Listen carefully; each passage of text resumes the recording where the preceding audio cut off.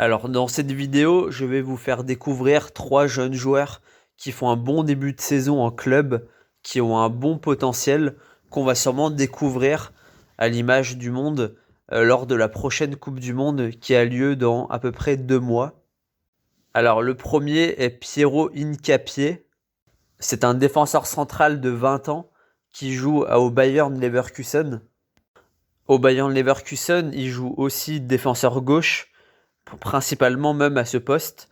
Il a joué tous les matchs en Bundesliga et en Ligue des Champions.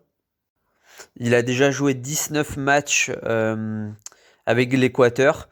C'est un jeune joueur très talentueux. Alors le deuxième joueur est Moses Caicedo, un milieu central de Brighton. Lui aussi est très jeune, il a 20 ans. Il est déjà titulaire indiscutable avec l'équipe de l'Équateur. Il a joué 6 matchs avec Brighton et a marqué déjà un but. Il joue principalement milieu central mais peut jouer aussi milieu défensif.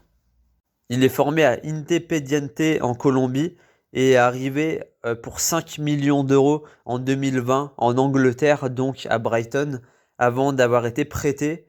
Puis cette saison, c'est vraiment la saison de la révélation. Et je pense que il a que 20 ans.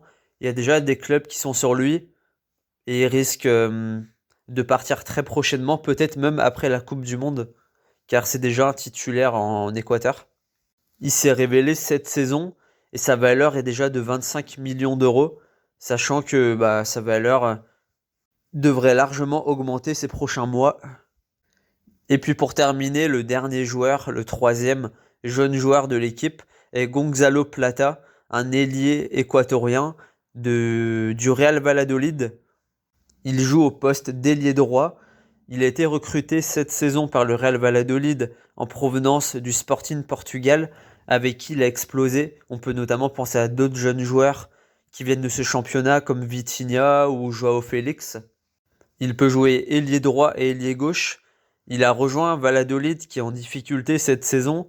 Il n'a pas encore marqué ni fait de passes décisives, mais je pense que s'il commence à se tâter un peu, il risque de partir de ce club pour rejoindre un meilleur club car il a vraiment du potentiel. Il a été acheté que 3 millions d'euros par le Real Valladolid alors qu'il a un fort potentiel.